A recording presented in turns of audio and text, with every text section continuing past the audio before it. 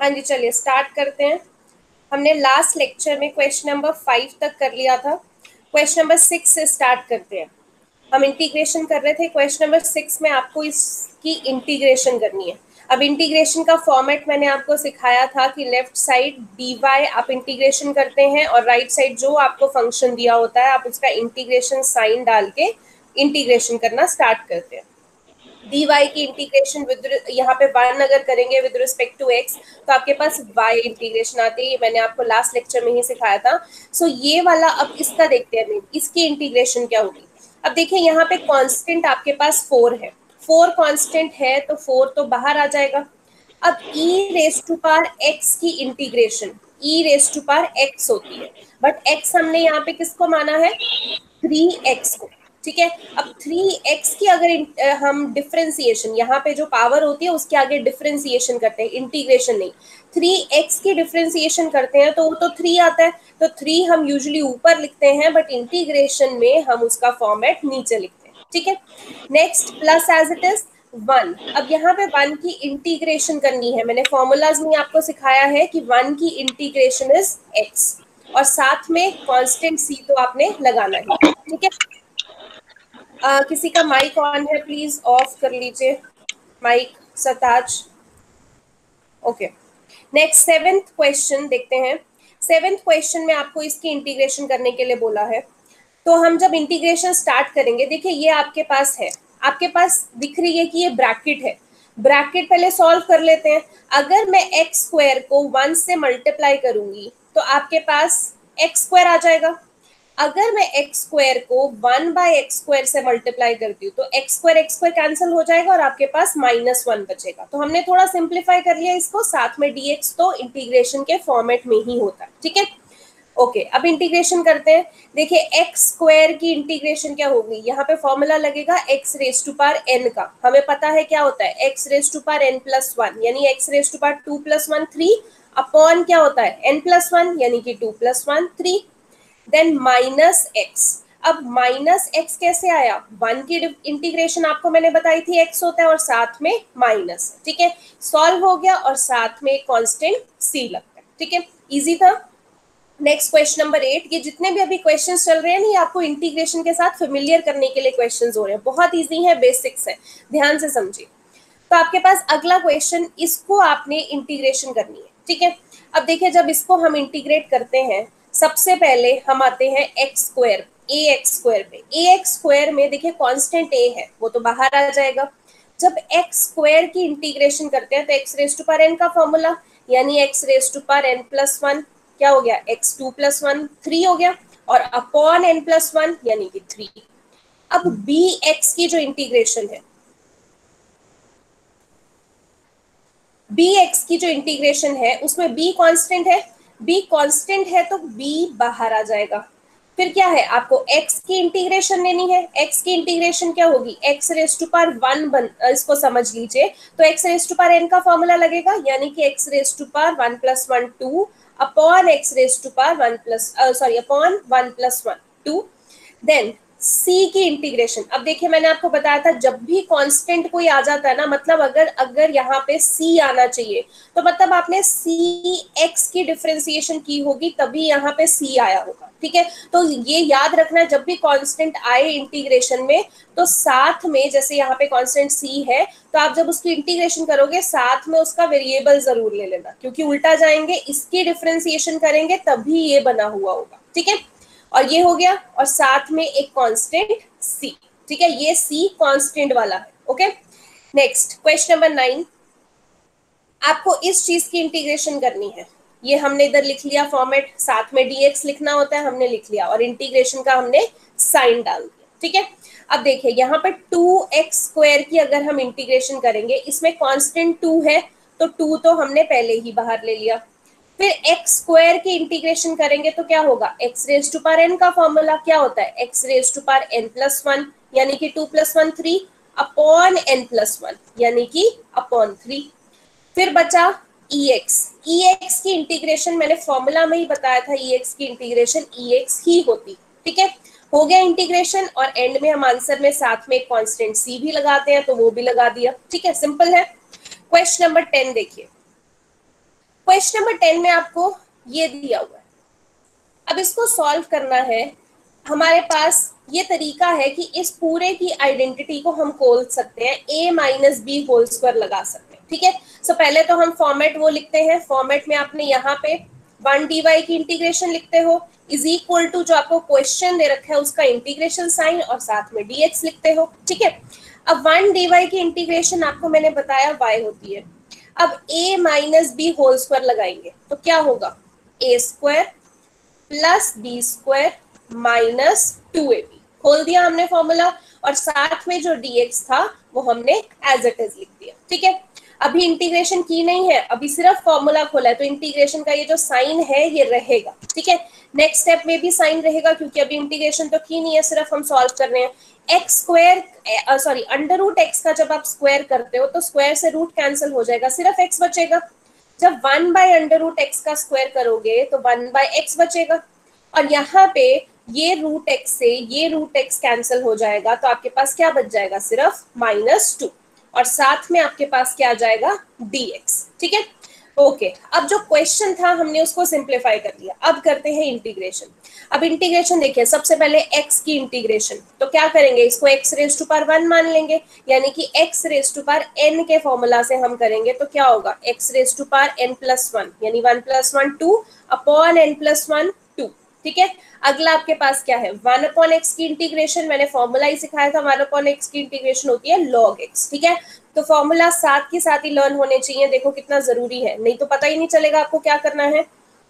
Then minus as it is लिख दिया, 2 की इंटीग्रेशन। अब देखिए मैंने बताया था ना, जब भी कांस्टेंट आया हो तो साथ एक वेरिएबल जरूर होगा, तो जब आप 2 की इंटीग्रेशन कर रहे हो तो 2 के साथ वेरिएबल क्या चल रहा है, यहाँ पे x चल रहा है ना, तो 2 के साथ x आ जाएगा, ठीक है। हो गया ये इंटीग्रेशन, साथ में आपने एंड में कांस्टेंट c लिखना नहीं भूलना। 11th क्वेश्चन, 11th क्वेश्चन में आपको इस चीज की इंटीग्रेशन करने के लिए बोला है, तो हम फॉर्मेट लिख लेंगे कि integration 1 dy is equal to integration, और साथ में dx जरूर लिखना, ठीक है। 1 dy की इंटीग्रेशन आपको पता है y होती है। अब इस पूरे की इंटीग्रेशन करने के लिए हम थोड़ा सा इस चीज को ना सॉर्ट आउट कर लेते हैं। हमेशा कोशिश करो कि अगर क्वेश्चन थोड़ा सा सिंप्लीफाई हो सकता है, पहले उसको सिंप्लीफाई करें, देन हम आगे बढ़े। अब यहाँ पे अगर आप देखो, ये पूरे के नीचे एक्स स्क्वायर है, तो यानी कि इंडिविजुअल के नीचे भी एक्स स्क्वायर होगा, तो मैं क्या करूंगी, सबके नीचे एक्स स्क्वायर लगा देती हूँ। एक्स क्यूब के नीचे एक्स स्क्वायर, 5x स्क्वायर के नीचे x square, -4 upon x square, साथ में dx तो रहेगा ही इंटीग्रेशन के फॉर्मेट में, आपको पता है। अब देखिए, एक्स क्यूब को एक्स स्क्वायर से डिवाइड करेंगे तो एक्स बचेगा, 5x स्क्वायर को एक्स स्क्वायर से डिवाइड करेंगे तो 5 बचेगा, 4 बाय एक्स स्क्वायर। अब देखिए, इसको 4 तो मैंने एज इट इज लिख दिया, -4, ये एक्स स्क्वायर जब ऊपर जाएगा तो पावर नेगेटिव हो जाती है, तो मैंने इसको एक्स रेज टू पावर -2 लिख दिया। ये सिर्फ इसलिए ताकि हम x raise to power n का फॉर्मूला लगा सके, ठीक है। और साथ में dx तो एज इट इज। तो अभी तक देखिए इंटीग्रेशन नहीं की, हम नॉर्मल सॉल्व कर रहे हैं, तो हमारा जो इंटीग्रेशन का साइन है वो एज इट इज रहा है। ये ध्यान देना अपनी छोटी छोटी चीजों पे।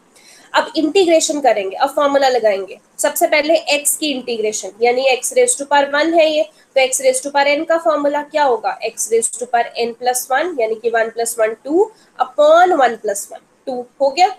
अब 5 की इंटीग्रेशन, मैंने आपको बताया कांस्टेंट है तो साथ में वेरिएबल लगा दो जब इंटीग्रेशन कर रहे हो, तो 5 की इंटीग्रेशन 5x, फिर -4 जो है वो एज इट इज आ जाएगा क्योंकि वो तो कांस्टेंट है। अब x रेज टू पावर -2 की इंटीग्रेशन क्या होगा, x raise to power n का फॉर्मूला, तो क्या होता है x raise to power n plus 1, -2 plus 1 क्या होगा, -1 अपॉन n प्लस 1 होता है, यानी कि -2 प्लस 1 -1 निकल गया। साथ में कांस्टेंट c लगा दीजिए। अब ज्यादा से ज्यादा आप क्या कर सकते हो, यहाँ पे x square as it is लिखा, 5x एज इट इज लिखा, यहाँ पे देखिए ये माइनस है और ये माइनस है, कैंसिल होके क्या बन जाएगा, ये प्लस बन जाएगा। यहाँ पे 4 एज इट इज लिख दिया। ये जो x रेज टू पावर -1 है, अगर मैं पावर नेगेटिव में नहीं चाहती हूँ तो ये रेसिप्रोकल हो जाता है, तो क्या बन जाएगा, x नीचे आ जाएगा, x रेज टू पावर 1 बन जाएगा और प्लस c हो जाएगा, ठीक है। इस तरीके से आप सिंप्लीफाई करके लिख सकते हो। क्वेश्चन नंबर 12 देखिए, आपके पास इस चीज की इंटीग्रेशन करनी है, पिछले क्वेश्चन से मिलता जुलता है क्योंकि पूरे के नीचे डिवीजन लिखी हुई है, तो हम क्या करेंगे, फिर से इंडिविजुअली डिवाइड कर देंगे। तो पहले एक्स क्यूब को भी रूट एक्स से, 3x को भी रूट एक्स से, 4 को भी रूट एक्स से, और साथ में dx लिख देंगे। ठीक है, अब देखिए आपको यहाँ पे इसको थोड़ा सा सिंप्लीफाई और करना है। कैसे कर सकते हैं, आपको पता है जब भी रूट लिखा होता है, अगर रूट को हमने पावर में लिखना है तो 1/2 लिखते हैं। अब एक्स क्यूब तो ऊपर था ही, तो एक्स क्यूब लिख लिया। ये जो रूट है ये नीचे था, नीचे 1/2 होगा तो ऊपर जाके क्या हो जाएगा, -1/2। ठीक है, +3 एज इट इज लिख दिया, इधर +3, साथ में x है, ये x की पावर क्या है 1, तो मैंने लिख दिया x की पावर 1। अब नीचे क्या है, x की पावर रूट, रूट को हटाएंगे तो 1/2 होगा, यही रूट 1/2 जब ऊपर जाएगा तो क्या हो जाएगा, -1/2। +4 एज इट इज लिखा, यहाँ पे लिख दिया। अब फिर से x की पावर रूट है, जब ऊपर जाएगी क्या बन जाएगी, x की पावर -1/2, और साथ में dx जो है वो तो एज इट इज आएगा। ओके, अब सॉल्व करते हैं। x की पावर 3 -1/2, एलसीएम लेंगे तो क्या हो जाएगा 5/2, यहाँ पे 3 एज इट इज, x की पावर 1 -1/2, एलसीएम लेंगे तो x की पावर 1/2 आ जाएगी, यहाँ पे तो ये चीज एज इट इज याद। ठीक है, अब हमने जितना सिंप्लीफाई हो सकता था कर लिया, अब क्या करना है, हमने इंटीग्रेशन करना है। तो करते हैं स्टार्ट। सबसे पहले x की power 5/2, x raise to power n का फॉर्मूला क्या हो जाएगा, x raise to power n plus 1, यानी 5/2 प्लस 1 कितना हो जाएगा 7/2, और नीचे भी क्या होता है फॉर्मूला में n प्लस 1, यानी कि 5/2 प्लस 1 7/2। ऐसे ही 3 यहाँ पे लिख दिया, 3 यहाँ पे लिख दिया। x की पावर 1/2 तो क्या होगा, x raise to power n का formula x raise to power n plus 1 upon n plus 1, यानी कि 1/2 प्लस 1, 1/2 प्लस 1 3/2 हो गया। यहाँ पे 4 कांस्टेंट है, कांस्टेंट तो एज इट इज लिख देंगे। फिर से x raise to power n, यानी x raise to power n plus 1, देखो x -1/2 प्लस 1 क्या हो जाएगा 1/2, और नीचे भी क्या आता है n प्लस 1, यानी -1/2 प्लस 1 1/2। जब ये लिख दिया तो साथ में एक कांस्टेंट भी लिख देते हैं जब हमने इंटीग्रेशन कर दिया। ठीक है, अब क्या करना है, थोड़ा सा और इसको सिंप्लीफाई करके आंसर लिख देते हैं। ये 7/2 है, जब ऊपर जाएगा तो उल्टा हो जाएगा ना 2/7, साथ में एक 7/2। यहाँ पे 3/2 है, जब ऊपर जाएगा तो 2/3 हो जाएगा, और 3 से 3 कैंसिल हो जाएंगे, सिर्फ 2 बच जाएगा, और साथ में x raise to power 3/2 as it is. यहाँ पे 1/2 है, जब ऊपर जाएगा तो 4 into 2 हो जाएगा, यानी कि 8, और साथ में x raise to power 1/2 as it is, और c जो है वो एज इट इज। ठीक है, तो ये आपका सिंप्लीफाई हो गया। अभी तक हम ज्यादातर अगर आप देखें तो कौन सा फॉर्मूला यूज कर रहे हैं, x raise to power n का, जिसका x raise to power n plus 1 upon n plus 1 होता है। ठीक है, नेक्स्ट क्वेश्चन करते हैं, क्वेश्चन नंबर 13, इंपॉर्टेंट क्वेश्चन है आपका। आप देख सकते हैं यहाँ पे भी आपको डिवीजन में दे रखा है, तो डिवीजन में दे रखा है, या तो हम सबको डिवाइड कर दें इंडिविजुअली जैसे हम अभी तक करते आ रहे हैं, बट इसमें देखो अगर आप इंडिविजुअली डिवाइड करोगे, यहाँ पे x रेज टू पावर 3 को अगर आप x -1 से डिवाइड करोगे कुछ मिलने नहीं वाला, x स्क्वायर को x -1 से डिवाइड करोगे कुछ मिलने नहीं वाला। अभी तक हमने इंडिविजुअली डिवाइड किया क्योंकि कैंसिल हो रहे थे, हमारा छोटा क्वेश्चन बन जाता। ठीक है, बट अभी क्या करते हैं, इसको सिंप्लीफाई करना है। सिंप्लीफाई करने के लिए डिवीजन तो हो नहीं पा रही, तो क्या करते हैं, हमें दिख रहा है कि इन दोनों में से भी कॉमन आ जाएगा और इन दोनों में से भी कॉमन आ जाएगा, तो कॉमन ले लेते हैं। पहले इन दोनों में से देखें तो एक्स स्क्वायर कॉमन आ रहा है, तो मैंने एक्स स्क्वायर लिख दिया। यहाँ पे एक्स क्यूब में से एक्स स्क्वायर लिया तो एक्स अंदर बचा, एक्स स्क्वायर में से एक्स स्क्वायर ले लिया तो -1 अंदर बचा। ठीक है, अब प्लस, ये प्लस एज इट इज। अब x -1 में से कॉमन लेना है, तो क्या 1 कॉमन आ जाएगा, तो अंदर क्या बच जाएगा x -1। अब स्प्लिटिंग द मिडिल टर्म जैसे हो गया, ये दोनों जो ब्रैकेट्स हैं ये सेम है, तो ये दोनों ब्रैकेट जो सेम है इनको आप एक बार लिख लीजिए x -1, ये x स्क्वायर प्लस 1 मिलके यहाँ पे इकट्ठा लिख लेंगे। ठीक है, और साथ में x -1 नीचे। अब देखिए ये x -1 और ये x -1 कैंसिल हो गया, आपके पास सिंपल फॉर्म में बन गया x स्क्वायर प्लस 1 dx। अब आपका क्वेश्चन आपने सिंप्लीफाई कर लिया। ठीक है, तो यहाँ पे थोड़ा सा दिमाग लगाना, ये नहीं कि डिवाइड बोला हुआ है तो सीधा हर एक इंडिविजुअल को डिवाइड करना शुरू कर दो। डिवाइड इसलिए करते हैं ताकि क्वेश्चन छोटा हो जाए। तो आप देखो कि कहाँ से क्वेश्चन छोटा हो रहा है, यहाँ पे हमने इसको इंडिविजुअली इससे नहीं डिवाइड किया, हमने कॉमन ले लिया, क्वेश्चन को रिड्यूस करना है। ठीक है, अब देखिए इंटीग्रेशन का साइन अभी तक लगे आ रहा है क्योंकि हमने इंटीग्रेशन का कोई फॉर्मूला नहीं लगाया। अब करते हैं फॉर्मूला, एक्स स्क्वायर की इंटीग्रेशन अभी तक आपको याद हो चुका होगा, x raise to power n plus 1 यानी कि 2 + 1 अपॉन 2 + 1, यानी कि जो भी यहाँ पे x की पावर होगी उसका एक बढ़कर और नीचे भी एक बढ़कर, तो x square x cube by 3। ऐसे ही अगर एक्स 3 होता तो एक्स 4 बाय 4, एक्स 5 होता तो एक्स 6 बाय 6। ठीक है, अभी तक हो जाना चाहिए। फिर 1 की इंटीग्रेशन, मैंने फॉर्मूला में सिखाया 1 की इंटीग्रेशन क्या होती है, एक्स हो गया। अब साथ में कांस्टेंट सी। ठीक है, क्वेश्चन नंबर 14 देखते हैं। आपको इस चीज की इंटीग्रेशन बोला करने के लिए। अब ब्रैकेट्स हैं, पहले हम मल्टीप्लाई कर लेते हैं। ठीक है, अब देखिए अगर आप 1 को रूट एक्स से मल्टीप्लाई करेंगे तो आपके पास क्या आ जाएगा, रूट एक्स। ठीक है, अगर आप माइनस एक्स को रूट एक्स से मल्टीप्लाई करेंगे, अब देखिए माइनस एक्स, एक्स की पावर कुछ नहीं है तो हम 1 ले लेते हैं। रूट एक्स से मल्टीप्लाई करेंगे, रूट को पावर में लिखेंगे तो क्या आ जाएगा, पावर 1/2, और साथ में dx तो है ही फॉर्मेट में। ठीक है, अब देखिए x यहाँ पे root x as it is आ गया, ये बेसिस सेम है तो इनकी पावर्स ऐड हो जाएंगी। 1 + 1/2 क्या हो जाएगा, 3/2, और साथ में dx। ठीक है, अब देखिए अब हमने इंटीग्रेशन करनी है, अभी तक इंटीग्रेशन का साइन चल रहा था, हमने सिर्फ क्वेश्चन को सिंप्लीफाई करके ये बना लिया। ठीक है, अब रूट एक्स की इंटीग्रेशन क्या हो जाएगी, देखिए x की पावर 1/2 लगाएंगे आप, तो x की पावर 1/2 की इंटीग्रेशन क्या हो जाएगी, x की power 1/2 + 1 upon 1/2 + 1 minus as it is x की पावर 3/2 की इंटीग्रेशन क्या होगी, x raise to power 3/2 + 1 upon 3/2 + 1, वही होगा ना x raise to power n + 1 upon n + 1। अब x रेज टू पावर 1/2 + 1 क्या हो जाएगा, x रेज टू पावर 3/2, तो नीचे भी क्या आएगा 3/2। ऐसे ही यहाँ पे 3/2 + 1 को करके 5/2 आ जाएगा, और नीचे भी 3/2 + 1 को करके 5/2 आ जाएगा। अब क्या करना है, और सिंप्लीफाई कर दो। 3/2 जब ऊपर जाएगा तो क्या हो जाएगा 2/3, बाकी एज इट इज, माइनस यहाँ पे 5/2 जब ऊपर जाएगा तो 2/5 हो जाएगा, और बाकी एज इट इज, और प्लस सी लिखना नहीं भूलना है, मार्क्स कट जाएंगे। ठीक है, आई होप अभी आपको थोड़ा थोड़ा सा समझ में आना शुरू हो गया होगा इंटीग्रेशन कैसे वर्क करती है। क्वेश्चन नंबर 15, अब देखिए इस चीज को आपको इंटीग्रेट करना है। ब्रैकेट दिख रही है ना, पहला ध्यान क्या होना चाहिए कि हमें क्वेश्चन को रिड्यूस करना है, सिंप्लीफाई करना है। तो पहले सिंप्लीफाई करो, सीधा नहीं सोचना कि अरे इंटीग्रेशन का क्या फॉर्मूला लगेगा, नहीं, पहले सिंप्लीफाई करो। अब देखो यहाँ पे रूट एक्स को जब आप 3x² से मल्टीप्लाई करोगे तो क्या आएगा, 3x² इंटू रूट एक्स को क्या लिख सकती हो, x raise to power 1/2। 2x को जब आप रूट एक्स से मल्टीप्लाई करोगे तो क्या आएगा, 2x, x की पावर 1 ही होगी अगर कुछ नहीं लिखा हुआ, और रूट एक्स को x की पावर 1/2। जब 3 को हम रूट एक्स से मल्टीप्लाई करेंगे तो क्या हो जाएगा, 3 इंटू रूट हटा के x की पावर 1/2, और साथ में जो dx है वो एज इट इज। ठीक है, अब देखिए यहाँ पे बेसिस सेम है, पावर गेट एडेड, x की पावर 2 + 1/2 क्या हो जाएगा 5/2। यहाँ पे भी bases same, power gets added, 1 + 1/2 क्या हो जाएगा 3/2। यहाँ पे एज इट इज, यहाँ पे कुछ नहीं करना था। अब क्या करना है, अब इंटीग्रेशन का फॉर्मूला लगाना। देखिए 3 कांस्टेंट है, कांस्टेंट पहले बाहर लिख लीजिए, x रेज टू पावर 5/2 यानी x raise to power n का formula, x raise to power n + 1 upon n + 1।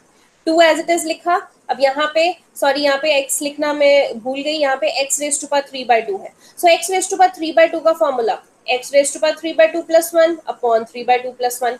3 as it is आ गया, x रेज टू पावर 1/2 क्या होगा, x raise to power 1/2 + 1 upon 1/2 + 1। ठीक है, अब 3 एज इट इज लिख दिया, इसको सॉल्व करेंगे। देखिए 5/2 + 1 7/2 पावर में आ गया, और नीचे भी आपके पास 5/2 + 1 था तो 7/2 आ गया।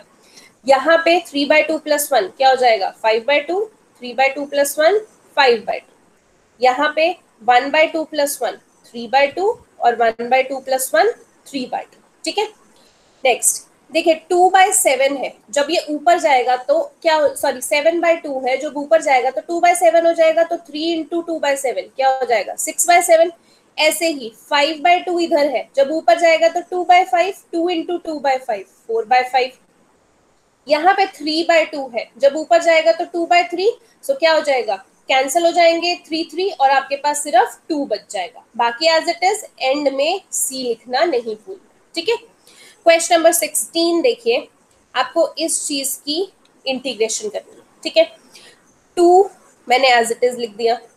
अब x देखिए, अब यहाँ पे बात आती है अगर सिंप्लीफिकेशन की, मैंने बोला पहले सिंप्लीफाई करो, तो यहाँ पे तो ये ऑलरेडी सिंप्लीफाइड ही है, इसको और छोटा हम किसी भी एंगल से नहीं कर सकते, तो हम डायरेक्टली इंटीग्रेशन का फॉर्मूला लगाते हैं। ठीक है, तो आपके पास पहले 2 था तो आपने 2 कांस्टेंट बाहर ले लिया, फिर x की इंटीग्रेशन मतलब x रेज टू पावर 1 क्या हो जाएगा, x raise to power 1 plus 1 upon 1 plus 1, यही होता है।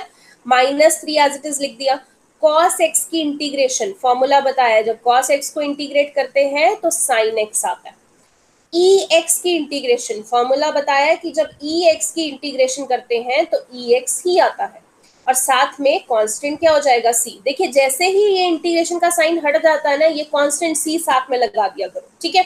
अब देखिए यहाँ से 2 से 2 कैंसिल हो जाएगा, तो बाकी सब एज इट इज, ये आपके पास आंसर आ जाएगा, ठीक है। क्वेश्चन नंबर 17, अब इस चीज को इंटीग्रेट करने को बोला है, ठीक है। अब फिर से आप देख सकते हैं कि इसमें और कुछ छोटा नहीं हो सकता, तो हम डायरेक्टली इंटीग्रेशन कर देते हैं, ठीक है। सबसे पहले 2 कांस्टेंट है, 2 बाहर ले लिया।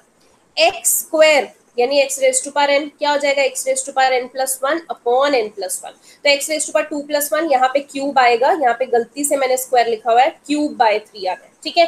अब देखिए 3 एज इट इज आ गया, 3 यहाँ पे लिख दिया। अब साइन एक्स की इंटीग्रेशन फॉर्मूला में हमें पता है माइनस कॉस एक्स होती है, तो एक माइनस बाहर था, एक साइन एक्स की इंटीग्रेशन करने से माइनस आ गया, तो ये वाला साइन क्या हो जाएगा, प्लस, और यहाँ पे cos x plus 5 as it is, क्योंकि कांस्टेंट है। अब x का रूट की इंटीग्रेशन करनी है, यानी रूट हटा के हम क्या लिखते हैं 1/2, तो x रेज टू पावर 1/2 की इंटीग्रेशन क्या होगी, x raise to power 1/2 plus 1 upon 1/2 plus 1। जैसे ही इंटीग्रेशन हटी साथ में कांस्टेंट लगा दो, ठीक है।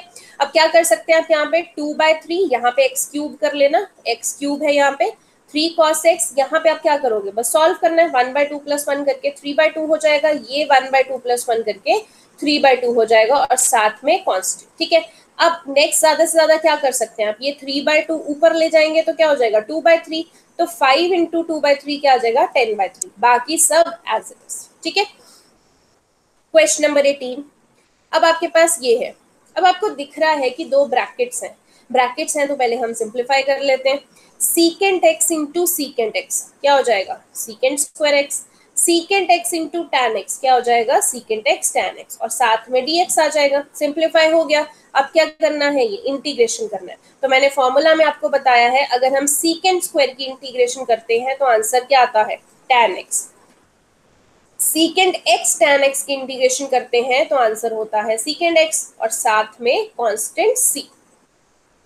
नेक्स्ट क्वेश्चन, अब देखिए नेक्स्ट क्वेश्चन में ध्यान से देखो, आपको यहाँ पे जो दिया हुआ है वो डिवाइड में दिया हुआ है। अभी तक इंटीग्रेशन में हमने कोई क्वोशिएंट रूल नहीं पढ़ा कि हम इसको डिवाइड कर दें, हमारे पास कोई प्रोडक्ट रूल नहीं है, कुछ नहीं है, ठीक है। तो हम क्या करेंगे, डिवीजन को हटाने की कोशिश करते हैं कि हम ऐसी चीजें लेके आए जिसका हमें इंटीग्रेशन पता हो। तो मैंने क्या किया, जैसे हम 10th में करते थे, सीकेंट स्क्वायर एक्स किसका उल्टा होता है, कॉस का, तो हम सीकेंट स्क्वायर एक्स को क्या लिख सकते हैं 1 अपॉन कॉस स्क्वायर एक्स। ऐसे कोसीकेंट स्क्वायर एक्स किसका उल्टा होता है, साइन का, तो हम कोसीकेंट स्क्वायर एक्स को क्या लिख सकते हैं 1 अपॉन साइन स्क्वायर एक्स। यहाँ पे dx आ गया। अब देखिए जब 1 upon sine square x as it is रहा, ये 1 upon cos square x as it is रहा, 1 अपॉन साइन स्क्वायर एक्स जब ऊपर जाएगा तो साइन स्क्वायर एक्स अपॉन 1 हो जाएगा, यानी कि ये क्या बन जाएगा, sign square x upon cos x. सिर्फ क्या करना है, इसको रेसिप्रोकल करोगे ना, ये ऊपर चला जाएगा तो sine square upon cos square x बन जाएगा, साथ में dx है। अब देखिए साइन अपॉन कॉस, आपको पता है 10 से ही कि tan होता है, और स्क्वायर करना है तो tan स्क्वायर एक्स dx। अब tan स्क्वायर एक्स की तो हमने नहीं की इंटीग्रेशन, तो हम थोड़ा सा इसको चेंज करने की कोशिश करते हैं। हमारे पास 10th में हमने फॉर्मूला किया था 1 plus tan square theta secant square theta होता है, और यहाँ से अगर tan स्क्वायर थीटा निकालना है तो सीकेंट स्क्वायर थीटा -1 होता है। वही फॉर्मूला यहाँ पे लगाएंगे, tan स्क्वायर एक्स क्या हो जाएगा, सीकेंट स्क्वायर एक्स -1, यहाँ इस फॉर्मूला से, ठीक है, 10th में हमने किया हुआ था। अब इंटीग्रेशन हम करते हैं, सीकेंट स्क्वायर एक्स की इंटीग्रेशन tan एक्स, 1 की इंटीग्रेशन मैंने आपको बताया x, और साथ में प्लस सी लिखना नहीं भूलना, ठीक है। तो ये थोड़ा सा अलग क्वेश्चन था।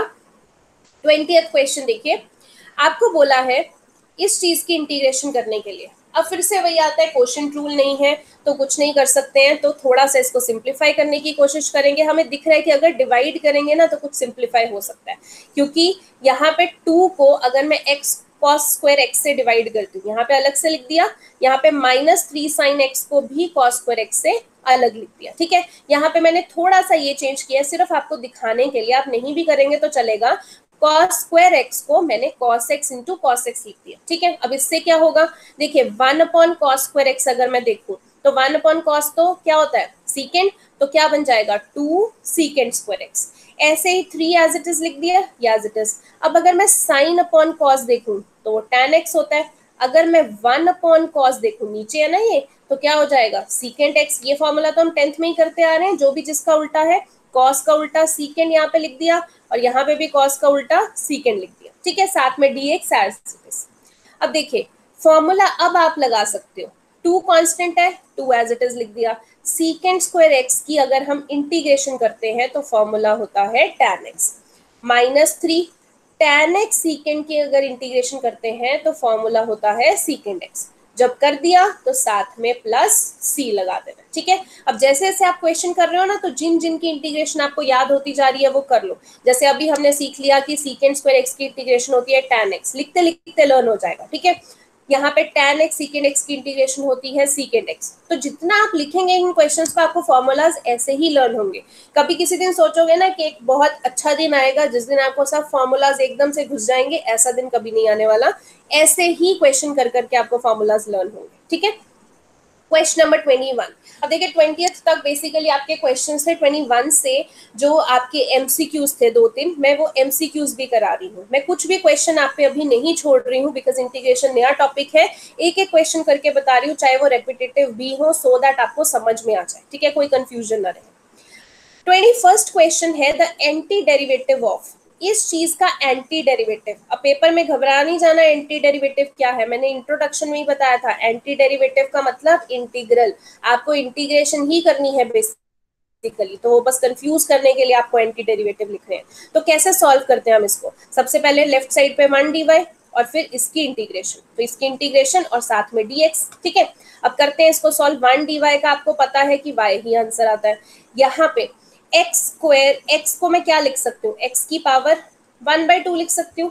1 अपॉन एक्स की पावर, यहाँ पे भी रूट है ना, तो क्या लिख सकती हूँ 1 अपॉन एक्स की पावर 1/2, ठीक है। यहाँ पे प्लीज इंटीग्रेशन का साइन लगा लेना, यहाँ पे मिसिंग है क्योंकि अभी तक हमने इंटीग्रेशन नहीं की है, ठीक है। अब यहाँ पे देखिए एक्स की पावर 1/2 एज इट इज आ गया। अब ये x की पावर 1/2 अगर ऊपर जाएगा तो x की पावर -1/2 बन जाएगी और साथ में dx। इस स्टेप में भी इंटीग्रेशन का साइन लगा लेना, अभी तक हमने इंटीग्रेशन नहीं की है, ठीक है। अब नेक्स्ट स्टेप, अब इंटीग्रेशन करते हैं। x raise to power n क्या हो जाएगा, x raise to power n+1 upon n+1 plus यहाँ पे भी x raise to power n क्या हो जाएगा, x raise to power n+1 upon n+1, और जब इंटीग्रेशन कर दी साथ में कांस्टेंट c लगा देना, ठीक है।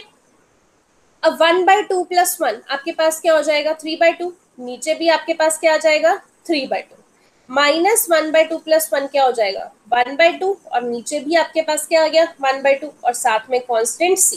अब थोड़ा सा सिंप्लीफाई कर देते हैं, ये 3/2 ऊपर चला जाएगा तो क्या हो जाएगा 2/3, ये 1/2 जब ऊपर चला जाएगा तो 2 बन जाएगा, साथ में x की पावर 1/2 और constant c as it is, ठीक है। आई होप आपको अभी तक इंटीग्रेशन समझ में आ रही हो। 22nd क्वेश्चन देखते हैं। अब यहाँ पे ये एमसीक्यू था, तो एमसीक्यू में जो भी ऑप्शन होगी आप उसको प्लीज टिक कर लेना। 22nd क्वेश्चन में अब ये ध्यान से देखिए, क्वेश्चन आपको बोला है ddx ऑफ fx, ये इतना दे रखा है, ठीक है, ddx ऑफ fx इतना दे रखा है, such that f of 2 is equals to 0।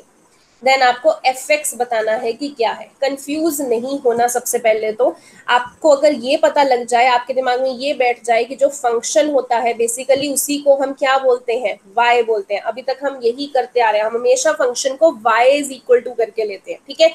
तो यहाँ पे जो ddx था वो ddx एज इट इज लिख लेना है, फंक्शन मतलब y, तो ये क्या बन गया dy/dx, और इधर आपके पास क्या आ गया जो आपके पास दिया हुआ, ठीक है।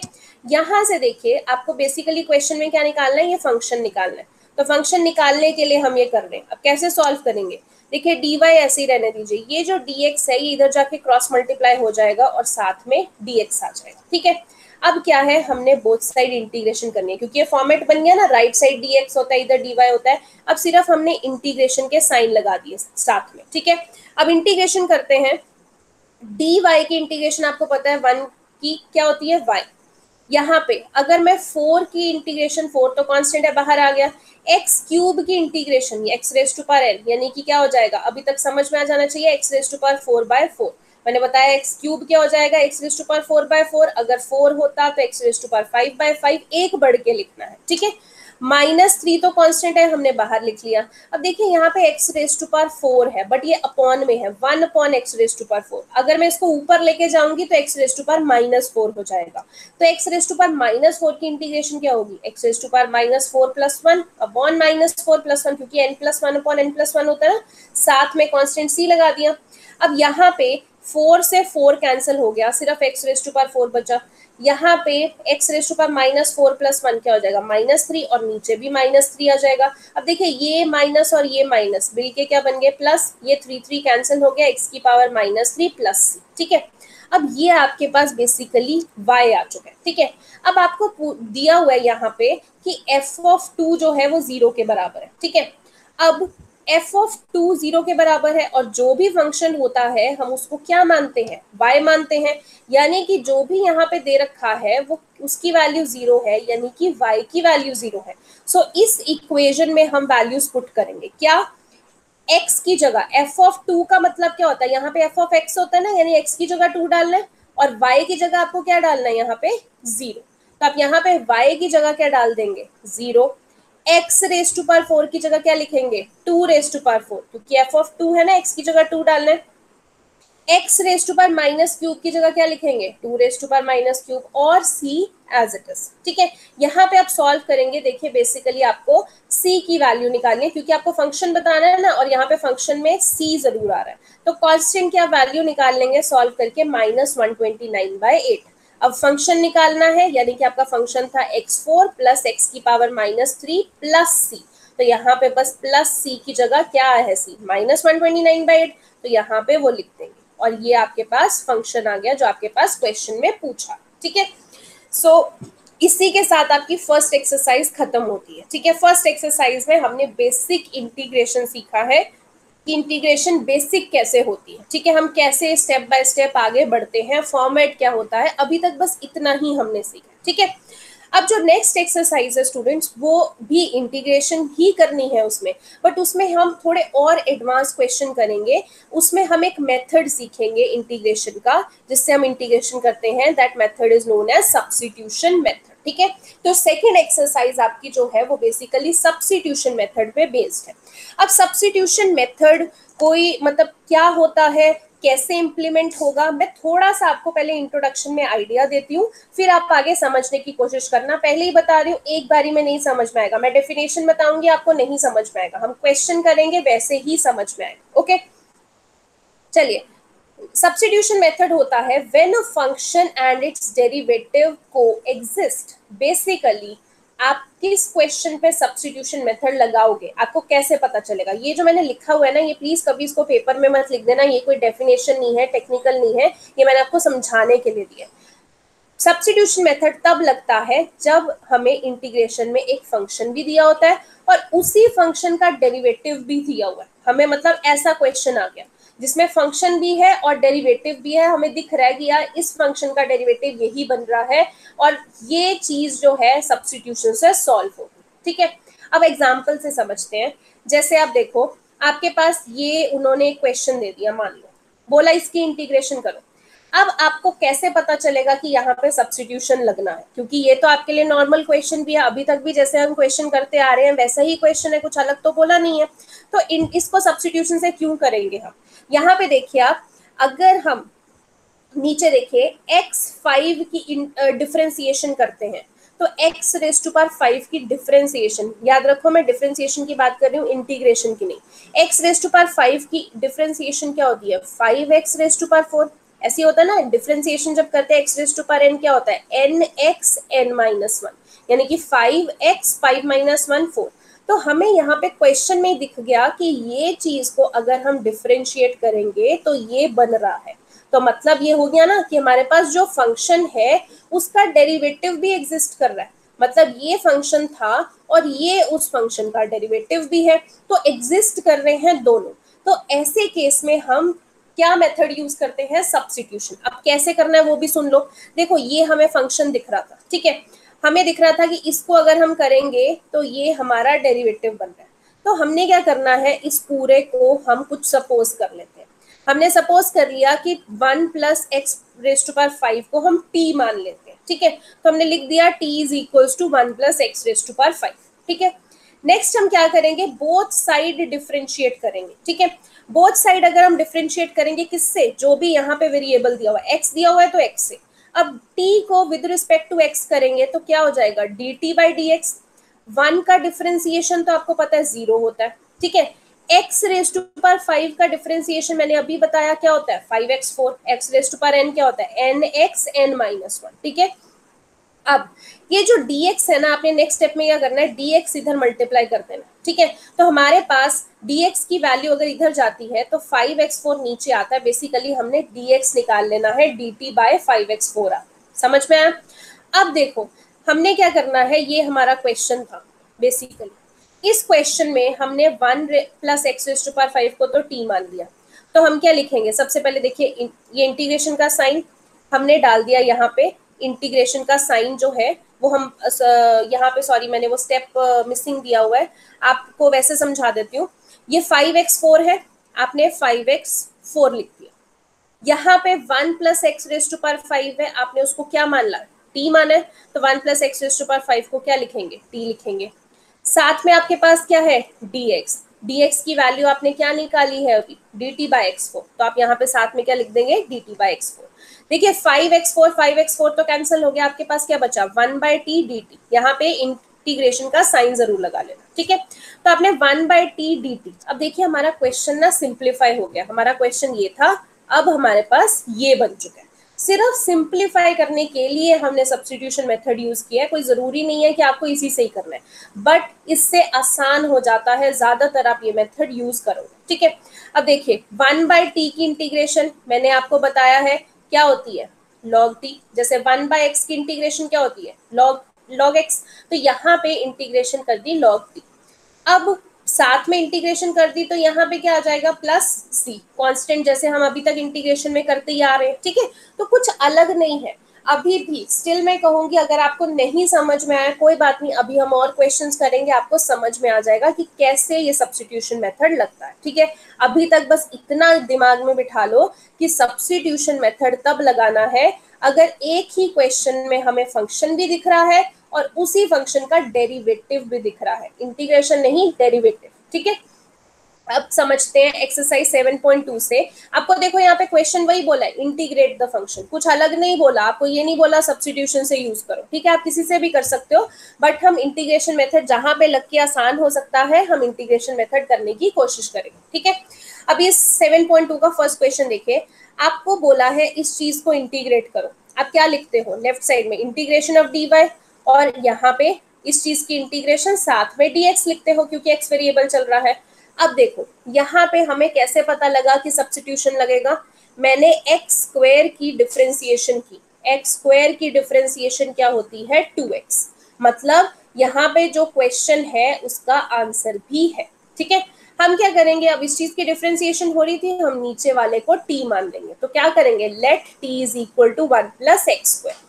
फिर नेक्स्ट स्टेप क्या होता है, बोथ साइड डिफरेंशिएट करना, ठीक है। इसको x से डिफरेंशिएट करेंगे तो dt बाई dx आ जाएगा।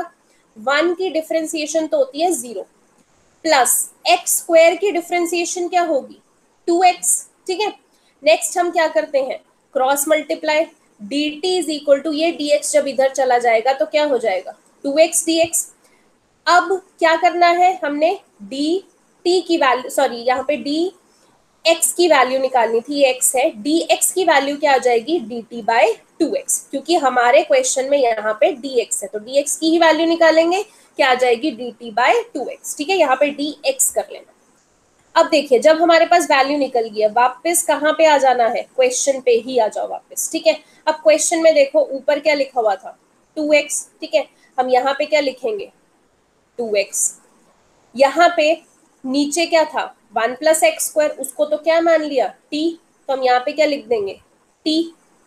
और क्या था क्वेश्चन में, dx था, dx की वैल्यू तो हम अभी निकाल चुके हैं, dt by 2x, so dt by 2x लिख दी।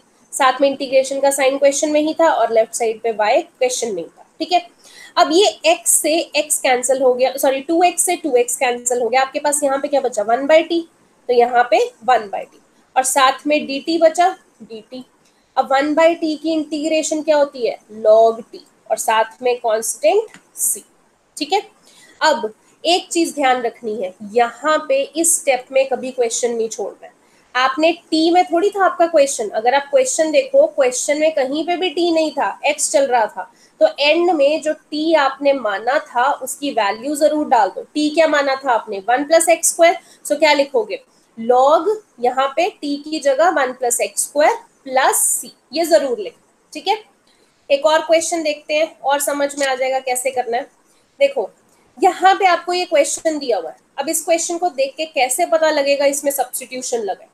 सबसे पहले तो आप इसका फॉर्मेट लिखते हो कि 1 dy की इंटीग्रेशन और राइट साइड पे क्वेश्चन की इंटीग्रेशन साथ में dx, ये लिख दिया। अब क्वेश्चन को अगर आप ध्यान से देखो तो log x² अपॉन x है, मैं इसको ऐसे लिख सकती हूँ log x का होल स्क्वायर, log x का whole square, log x square को मैं ऐसे लिख सकती हूँ log x का होल स्क्वायर जो लिखा हुआ है, अपॉन x जो है इसको मैं ऐसे लिख सकती हूँ 1/x। ठीक है, अब आपको एक चीज पता लग रही है कि जो log x की इंटीग्रेशन, सॉरी log x की डिफरेंशिएशन होती है दैट इज 1/x। ठीक है, तो हम क्या करेंगे, यहाँ पे log x को सपोज कर लेंगे, जिसकी डिफरेंशिएशन आ रही है ना उसको सपोज कर लो। log x की डिफरेंशिएशन आ रही है तो हमने log x को क्या मान दिया, t।